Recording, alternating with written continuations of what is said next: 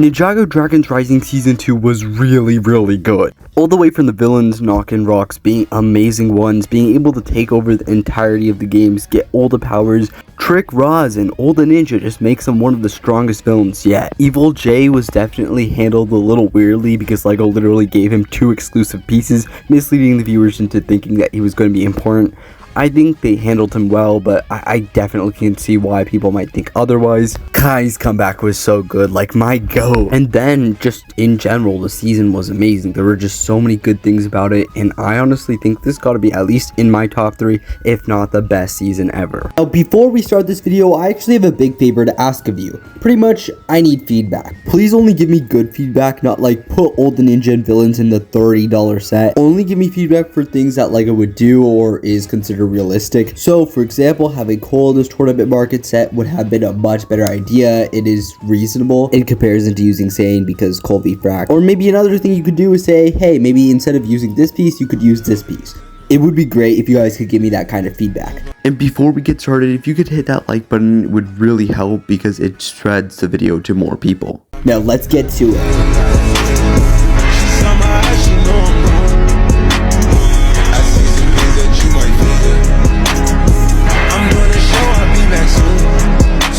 The first set and the smallest of this video is actually a polybag set. LEGO actually does 2 types of polybags, one with 2 minifigures and a build on the side to aid the fight, and the other usually being a micro version of a build from one of the past 2 waves. Heck, the new Ninjago Dragons Rising 2025 Ultra Combo Mech just got revealed. The set I decided to build was Jiro from Ninjago Dragons Rising Season 1, who was also in Season 2. Here is a full 360 of this set. This set has a little over about 70 pieces and would retail like a normal polybag price, so $5 in the US.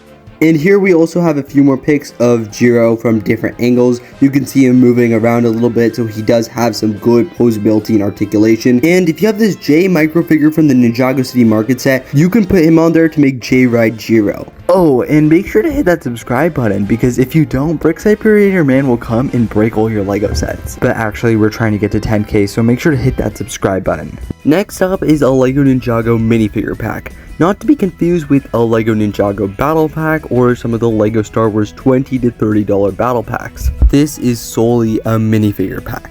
Now, I want to make this pack about something in the show that was underrepresented and that people could have a lot of, and that was definitely the temple guards. So here is the pack as a whole. Here we have a temple guard that is wearing a jump back thing to fly up and fight the ninja. And we also have a blaster to shoot the ninja in the sky. The shooter has posability at the bottom where it can rotate and turn up and down, and then there's also a place to have another gun. Here we have the minifigure selection, all 3 guards, and one of the guards has an accurate gun. I actually wasn't sure who to put first in the space, and then YouTube had like this thing that inspired me to eventually put in this guy. Here we have a purple and black recolor of the gun that the temple guards have, and we also have that very questionable looking thing that the pink guard was holding.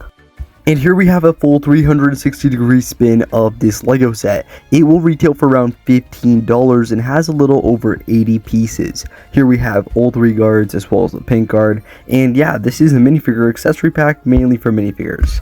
For our next set, we have the Advent Calendar. Every year, LEGO releases these Christmas Advent Calendars with 24 different small builds. But LEGO has never done this for the goated theme Ninjago. So I have taken it upon myself to build the ultimate LEGO Ninjago Advent Calendar. Starting off with the Temple of the Dragon Energy Cores. This micro build is made quite simply with a couple of doors, a big tree, along with multiple floors. Now this micro build was actually originally made a set last year, and then it was also a big part of the show. Next up is Jay's sub car. Now, actually, not everything imported into Blender, so this is a bad image. For some reason, it would just import, so here is the actual Mecha Bricks image. I used those LEGO gear pieces to act as turbine wheels, and you can also see there's a present here. So pretty much the basic idea is that about half of these micro builds come with these little presents at the side. So once you finish building this entire advent calendar, you will have all the presents. So here's the official set image of the J car I was referring to. Next up is a Frack minifigure. Now this minifigure is not going to be exclusive to this set. He's going to be in the next set. I will show you more of the minifigure later, but Frack was a completely needed character, so I decided to go ahead and make him. Next up is the Ninja DBX, or the Ninjago Destiny Bounty Express. It's all in all just a really simple build, and I think you can figure out what goes where. This was actually originally a Lego set back with season 4 and was a big part of the show too. Next up is a Mech minifigure with a present, because why not? And I actually also want to thank for this Cole minifigure Oni Devon Studios for making the prints for this fig. And after we have the Monastery of Spijitzu, which is very prominent in the Ninjago show, and even was actually made a Lego set in the Legacy line. If you like to do stop motion animation or like to voice act, we have the perfect Discord server for you. Not only does everyone give each other a bunch of animation tips and mecha bricks tips, we also post these cool collabs that you might have seen. So make sure to hit that link in the description to join our community. For our next day, we have another very prominent minifigure, Master Lloyd, along with a present. And then we also have a Climber Zane minifigure with a present. Now, many people might argue with the fact that this minifigure is supposed to be exclusive to the Shadow Dojo, but he did actually come in a small magazine, making him much cheaper and not exclusive. Next up, we have the Great Devourer, a very simple build with a ton of ball joints. The Great Devourer being an extremely important part of the Ninjago show, and also a big part of our childhood. If you didn't know, there is actually a set with the Great Devourer in it. And next up, we have the Dragon's Rising Destiny Bounty as a Lego set. Yes, this is the one from the show, and the one that actually was made as a Lego set. One I'd probably consider picking up if it wasn't so expensive.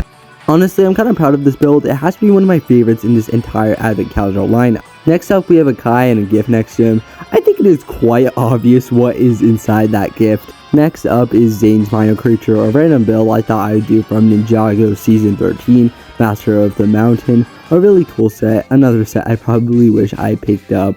The next day is Tournament Temple City, but only a small part of it.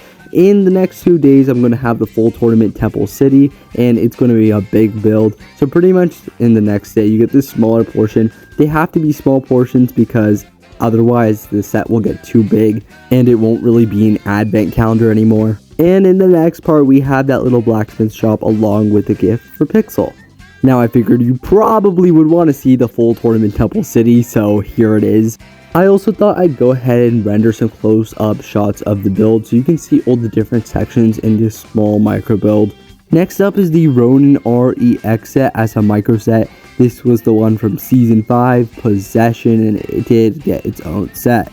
Here we have my first Ninjago set, the Lego Ninjago Earth Driller from Season 2. Now this did actually appear in Season 10 again as part of the show. In fact, got a Legacy remake, which I kind of wish I got because it looks so cool for 50 bucks.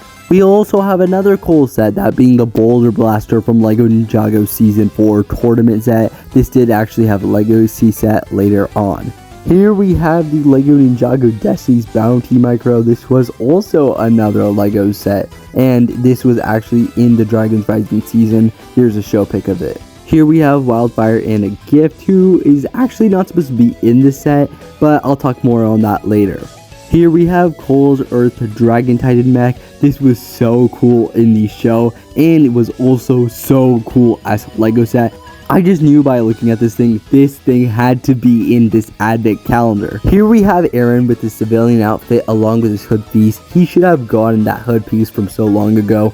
I thought adding this civilian minifigure would be cool and fit more with the Christmas vibe, and he also comes with a present.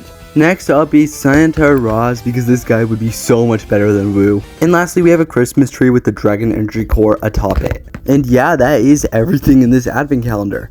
Now moving on to the minifigures, I want to talk about them a bit more in depth.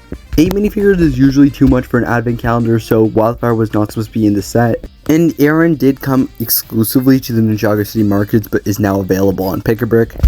But otherwise, I thought people would enjoy the specific cast of characters.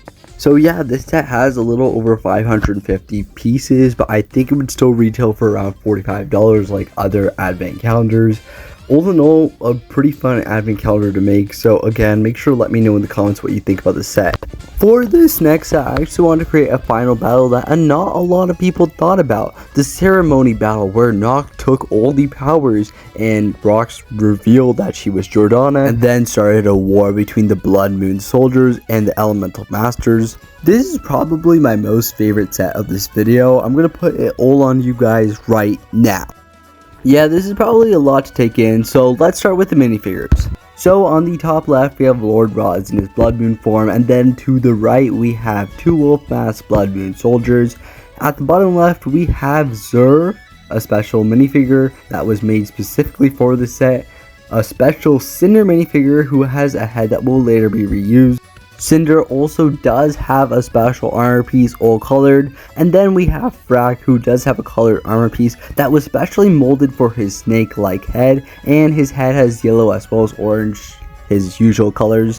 My friend Flo helped me make both the Frack and Cinder minifigures, and in fact he actually made his own Lego theme all by himself, so you have to go check out his amazing work. His Insta link is in the description below. And then for the rest of the figures, we have Zeatrix with pink hands and a special face print. And then we also have Lloyd and Sora, minifigures you would expect, along with Sora and Lloyd, because of course we need a couple ninjas in the set. And then we also have a random guy in a Temple City jumpsuit to carry a wagon. So in this image we have the ceremony spot over there with a little robot holding a flag. And then you can also see there is a wagon in the back, and then here is a huge building that we are now going to go into. Here we have Lloyd fighting a little training obstacle, and then there's some weapons in the back. 2 Lloyd broadswords and 1 Sensei Wu staff. Here we have Sora looking at some tea at like the very top of the building.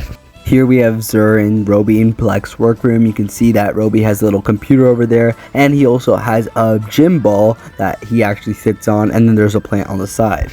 Here we have not really much of a trapdoor, but a way for people to get from the very top of the building to the bottom. Here we have a ceremonial pic of Sora at the very top of all the stairs and on the podium.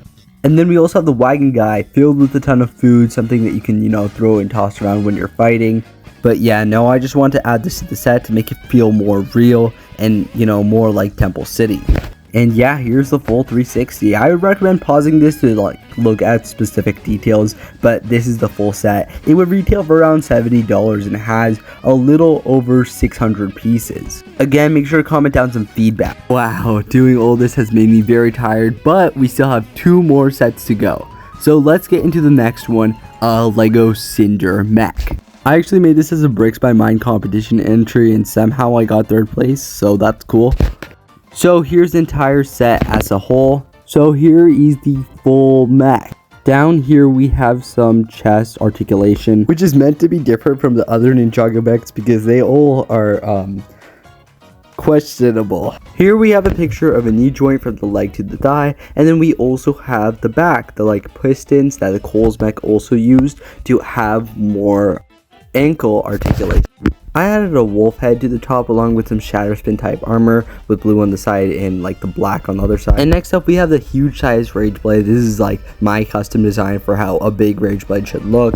And here we have a pic of Cinder, the cockpit of the mech, and then we also have a few more rage blade poses of him posing with the rage blade.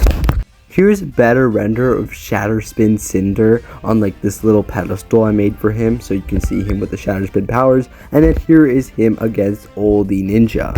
And then speaking of ninja, this is every single minifig in this set. It's a lot of just general minifigs. Here we have 2 Cinder variants because that is so much better than having 1 Mech Cole minifigure in the Mech Cole set. And then we also have 4 ninja that I thought were quite important to Cinder and should probably be in his mech set.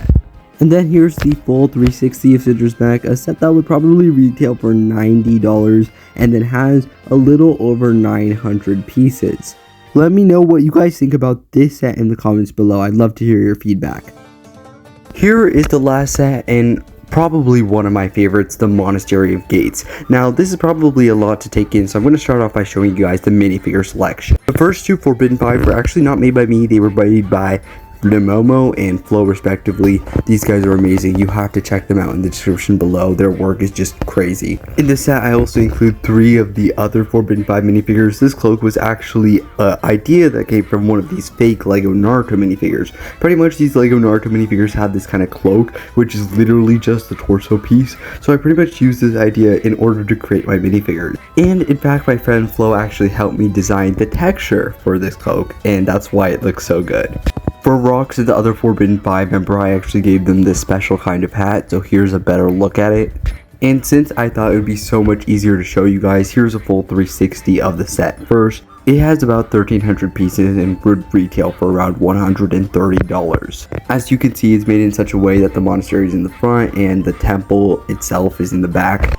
And instead of using a roof because it'd be way too hard and way too big, I just simply use like a little crane thing to hang all 3 of the Arc Dragon horn pieces, which are custom, and I'll show you. So this is like the very first pick. This is like a set display pick. Here you can see Arin and Roz fight 1 of the Forbidden 5. Sora and Zane are taking on another F5 member on the roofs. Kai and Nia are taking on Rox and Noct as siblings. And here we can see Lloyd duke it out with another F5 member. Here's an inside pic of everything going on. We have Rox guarding her fellow Forbidden 5 siblings against Sora and the other ninja.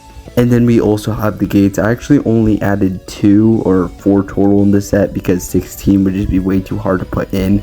We have Kai coming down in from the nether space to fight Noct. For the 3 Arc Dragon horns, I made my own custom piece. You can see I hung it up like this using one of those arrow blade pieces and then attaching those to little snot bricks. Inside the actual monastery itself, there's a little place to keep swords and also a statue with a random guy in it. And then at the very top, there's a rat with like bones and a chest. And then lastly, here's a couple more renders of the set, just, you know, a few more renders.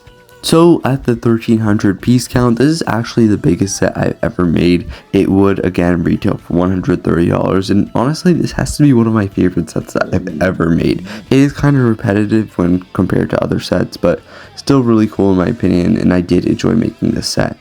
And after all that work, that is it for this video. Thank you guys so much for watching. It's been an amazing ride so far. For the past 3 months we've been making sets, and now I'm going to move on to a CMF. It won't come out for a while, but if you have any CMF ideas for LEGO Ninjago's Dragon's Rising line, specifically from the Dragon's Rising line, then please go ahead and put those in the comments below. If you haven't done it yet, make sure to leave me some feedback on these sets below. Thank you guys so much again for watching, and thank you guys so much for sticking around till this point. Bye.